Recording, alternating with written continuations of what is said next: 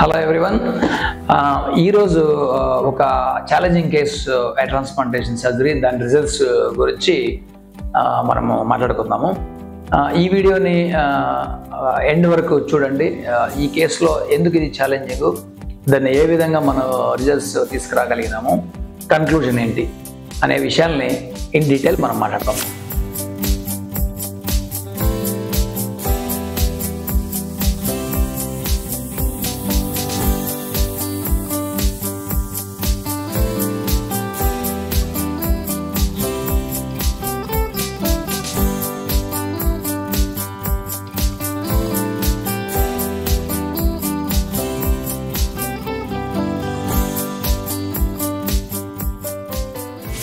ఈరోజు ఇక్కడ చూపించబోతున్న hair transplant surgery basic background ఏంటంటే, ఇది ఛాలెంజింగ్ కేసు అని ఎందుకు చెప్తున్నానంటే, ఫస్ట్ ఆఫ్ ఆల్ ఈ పేషెంట్కి చాలా ఫేర్ స్కిన్ ఉంది.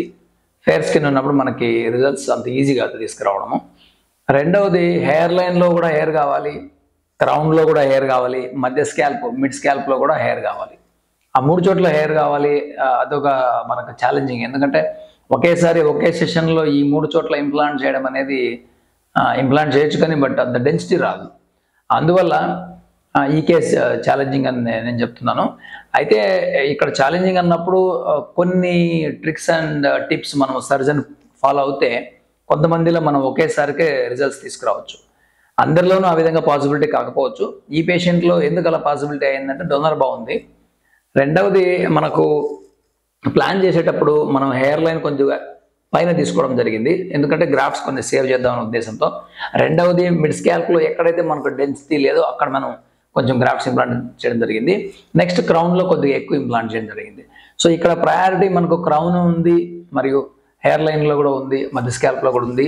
అయితే మనం ప్లాన్ చేసేటప్పుడు ఫ్రంటల్ హెయిర్ లైన్లో కొంచెం డెన్సిటీ ఎక్కువ పెట్టుకొని, మళ్ళీ క్రౌన్లో కూడా డీసెంట్ డెన్సిటీ పెట్టి, మిడిల్ స్కాల్ప్లో కొద్దిగా తక్కువ డెన్సిటీ పెట్టుకోవడం అనేది ఈ పేషెంట్లో సూటబుల్ ప్లాను. సో ఆ విధంగా మేము ప్లాన్ చేయడం జరిగింది. ఇక్కడ సర్జరీ ఒకటే కాకుండా మెటిక్యులస్ ప్లాన్, అంటే మంచి ప్లాన్, డిజైన్ ప్లాన్ చాలా ఇంపార్టెంట్. అది మనకు రిజల్ట్స్ డీసెంట్గా రావడానికి చాలా వరకు ఉపయోగపడుతుంది. సింపుల్గా ట్రాన్స్ప్లాంటేషన్ జస్ట్ మనం ఎక్కడ పడితే అక్కడ ఇంప్లాంట్ చేస్తే రిజల్ట్స్ రాదు. సో ఈ పేషెంట్ని మీరు గమనించినట్లయితే హెయిర్ లైన్ కొద్దిగా పైన తీసుకున్నాము.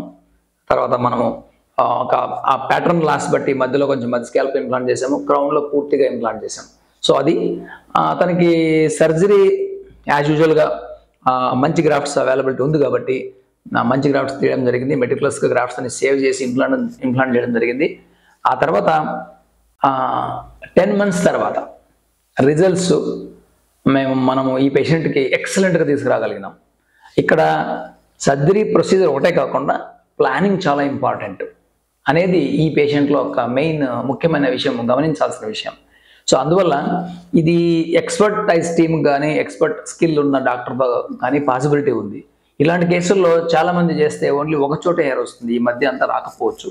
కాబట్టి planning is the most important అని చెప్పడానికి ఇటువంటి ఛాలెంజింగ్ కేసులో మనకు రిజల్ట్స్ ఏ విధంగా తీసుకురావడానికి ఇది ఒక ఎగ్జాంపుల్ అనమాట. ఇక్కడ రిజల్ట్స్ చూస్తే మీకు హెయిర్ లైన్ డెన్సిటీ కానీ, న్యాచురల్నెస్ కానీ, మధ్య స్కాల్ప్లో థిక్నెస్ కానీ, క్రౌన్లో కూడా థిక్నెస్ కానీ చాలా ఎక్సలెంట్గా వచ్చింది. అది ఈ కేసు స్పెషాలిటీ అన్నమాట.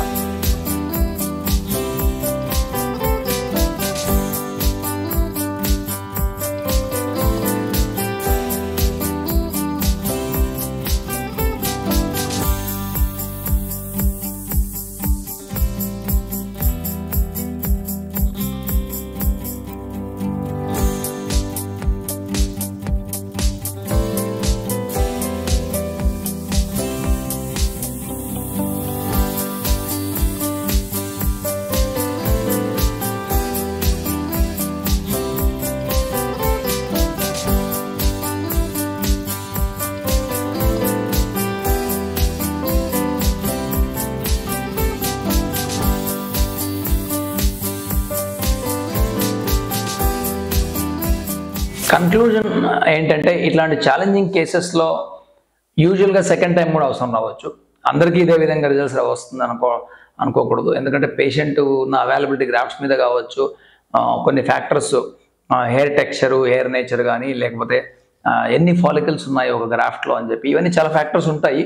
అయితే మెటిక్యులస్ ప్లాన్ చేసి మంచి సర్జన్ దగ్గర ట్రాన్స్ప్లాంట్ చేసుకుంటే డోనర్ బాగున్న వాళ్ళకి, అట్లీస్ట్ డోనర్ చాలా బాగున్న వాళ్ళకి ఈ విధంగా రిజల్ట్స్ మనం తీసుకురావచ్చు అని చెప్పడానికి ఈ వీడియో చేయడం జరిగింది.